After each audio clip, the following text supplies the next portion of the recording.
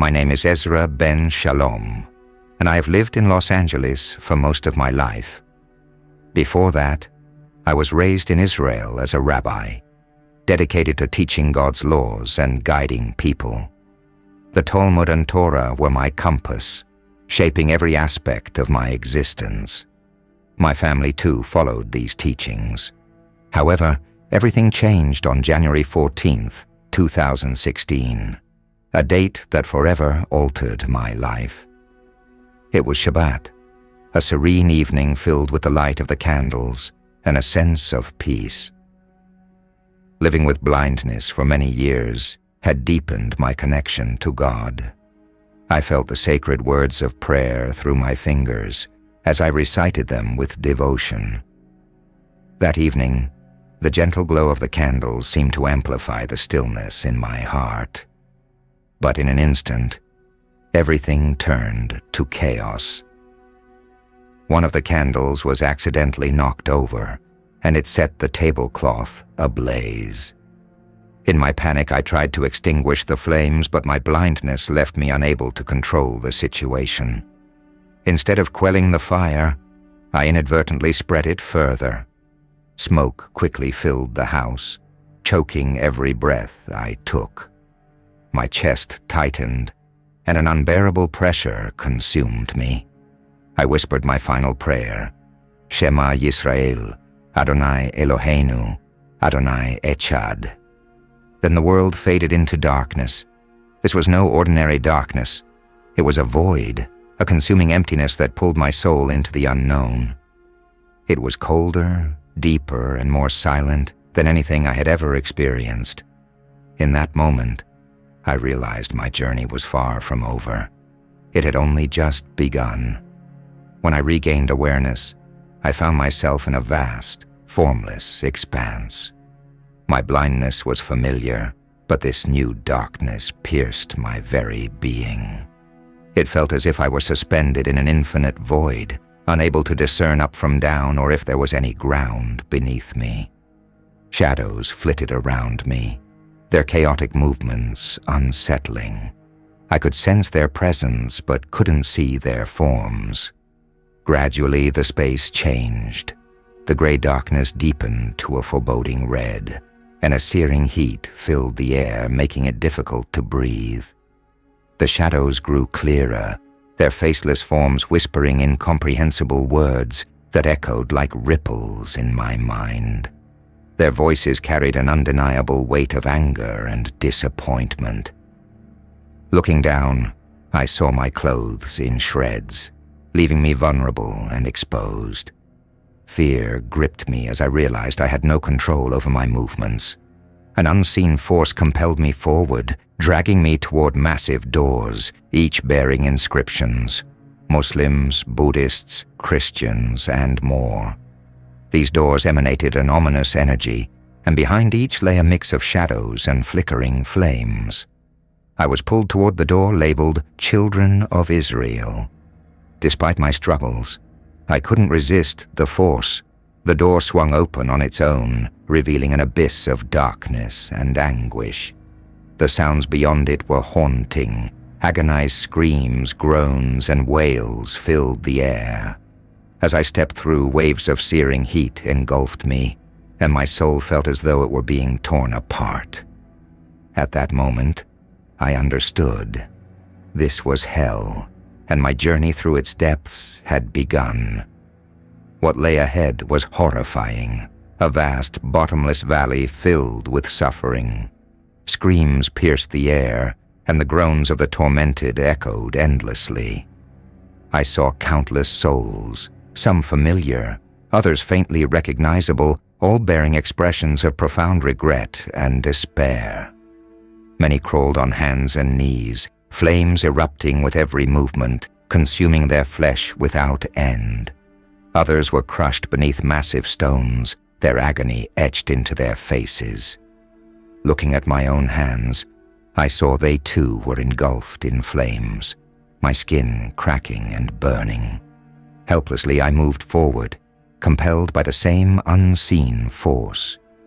Deeper into the valley, massive burning pillars rose from the depths, symbols of the wealth and power some had wielded in life. Figures of historical significance appeared among the suffering, stripped of all authority and dignity. One figure stepped toward me, his hollow eyes filled with torment, surrounded by the flames of his greed and selfishness. His presence was a stark reminder of the consequences of prioritizing material gain over the welfare of others, a harrowing warning of what happens when we lose sight of the true purpose of life. Their voices were hoarse and trembling. We were God's chosen people, but we took His grace for granted. Instead of serving and uplifting others, we reveled in our wealth and saw ourselves as superior. Now we see God's justice is real. It wasn't just the wealthy who were suffering. Religious leaders who had abused their authority, false prophets, and corrupt figures were among them. Rabbis draped in their ceremonial robes burned amidst the flames, their anguish unending. They were being punished for leading people astray, for turning them away from God's truth. The sight was horrifying, and then a chilling realization struck me. I was one of them. A wave of fire surged over me, engulfing my body. Though I burned, I did not perish. The agony was unbearable, searing every cell and tearing at my very soul. In that moment, I understood the depth of my guilt.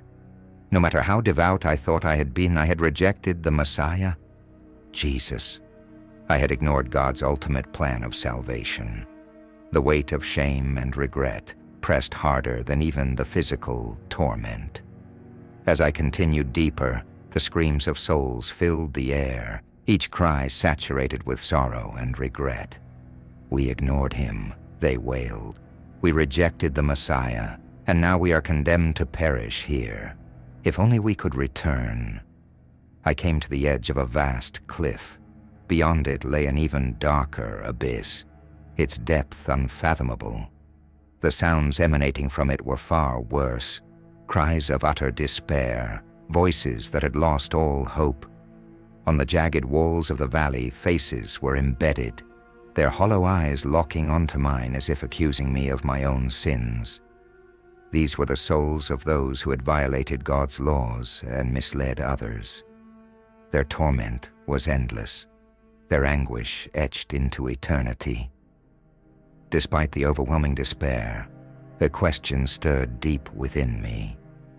Was I too condemned to this fate, or was there still a path to redemption? The answer lay in the continuation of this harrowing journey. Descending further, the torment grew more intense. The suffering wasn't just physical. It was the overwhelming shame and regret that pierced through the soul. Every scream, every anguished moan was a testament to the consequences of choices made on earth. Here, I encountered not just those who had rejected the Messiah, but also those who had manipulated faith for their own gain. A figure approached me, his robe charred and tattered. His face was grotesque, melted by the flames, with dark voids where his eyes once were. He had once been a leader, a guide to others, but now he was only a shadow of what he had been. His voice, though cracked, carried remnants of authority. "We are those who scorned God's grace," he said. "We held ourselves above others, refused to guide them toward truth, and denied the Messiah. Now look at us. This is the justice we face." His words struck me like a blow, not just as a condemnation of himself, but also of me. For years, I had led people to cling to traditions and laws, believing that was enough. But what if I had been wrong? Questions I had long suppressed began to surface, piercing through the layers of pride I had built around my heart. The figure extended his hand toward me. Flames engulfed his fingers, yet they did not burn away, as if they symbolized his sins. He withdrew his hand and fixed his hollow gaze on me once more. "You are like us," he continued. "Your pride kept you from hearing God's call. We sanctified the law but neglected our souls. We ignored the Messiah, and now we face this." His words pierced my soul, shaking me to my core. I realized that my blindness wasn't merely physical, it was spiritual. My heart had been hardened, refusing to see or accept God's greater plan. Overwhelmed by regret, I fell to my knees. Tears that could not exist in this realm streamed from me in spirit. "Shema Yisrael, Adonai Eloheinu, Adonai Echad," I whispered. But even this sacred prayer felt hollow, insufficient in the face of my immense guilt.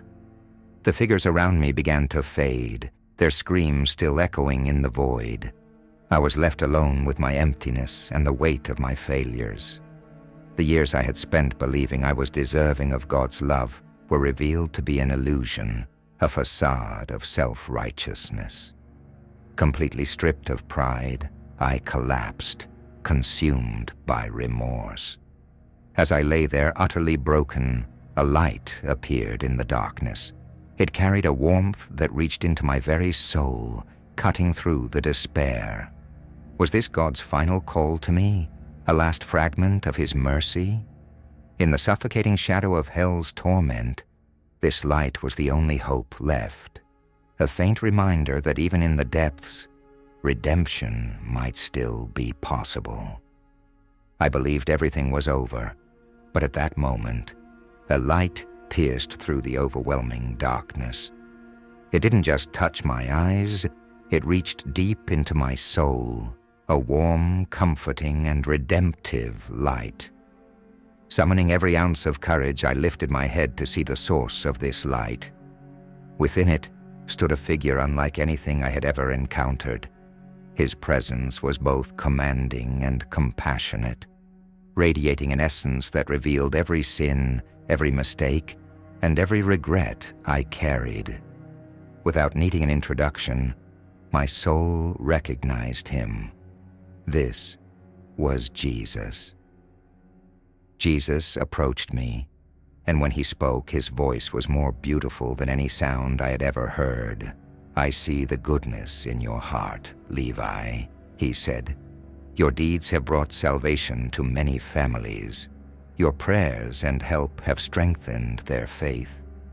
Yet you have suffered here because you rejected me and ignored God's plan. But grace is in my hands. I forgive you, for you still carry light within you. When you return, you must accept this truth and embrace God's salvation." Then he showed me moments from my life, times when my actions had brought good into the world. He reminded me of a Christian family who once desperately needed help. Through my material and spiritual support, I had helped them overcome their struggles. My small acts of kindness had allowed their children to continue attending church, becoming an integral part of God's plan. These memories showed me that even in my ignorance, I had been a vessel for God's love. Jesus' voice echoed again, resonating with unmatched authority and warmth. "The light within you has not faded, but you could not see it before. When you return, recognize this grace and do not turn away from the truth." His words stirred something profound within me. For the first time, I began to understand that Jesus was not just sent for one people, but for all humanity. The light in the darkness reconnected me to life. Suddenly, I gasped for air. My lungs filled again and my eyes opened. Though the faint echoes of hell still lingered in my mind, I found myself in my bed, surrounded by medics. I had survived. Yet as I lay there, I knew that something deep within me had fundamentally changed. However, as time passed, I began to suppress what I had experienced. The torment of hell, the light of Jesus, and his words remained etched in my memory. But I tried to rationalize them. I told myself, Perhaps it was just a hallucination born out of fear. I questioned what I had seen and attempted to push it aside. I returned to my old prayers and routines, clinging tightly to the faith I had always known. But something within me had shifted. That feeling gnawed at me, disturbing my peace more and more each day. The words of Jesus continued to echo in my heart. Know the truth, and do not turn away again.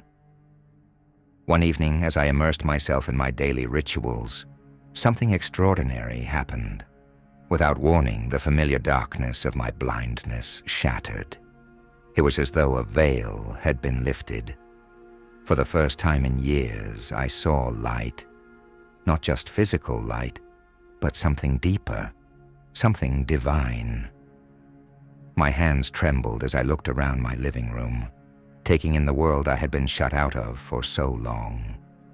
This wasn't merely a physical miracle. It was a spiritual transformation.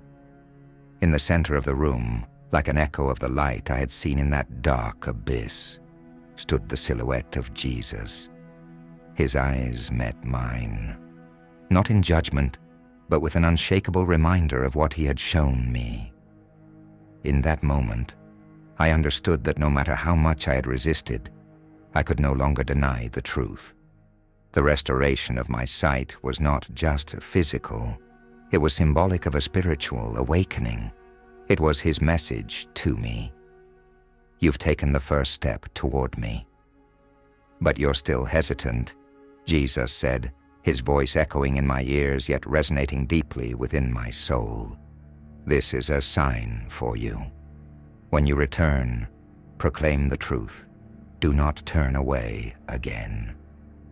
With these words, his silhouette began to fade, leaving me alone in the room. Yet the miracle of my restored sight sealed the truth in my heart. I could no longer deny Jesus. To ignore his grace and his call would mean surrendering my soul to the darkness I had witnessed.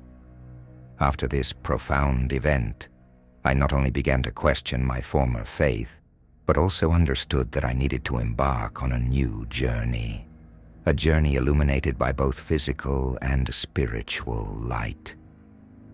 The opening of my eyes was not merely a miracle. It marked the start of a transformative chapter in my life. From that day forward, I knew I could never be the same.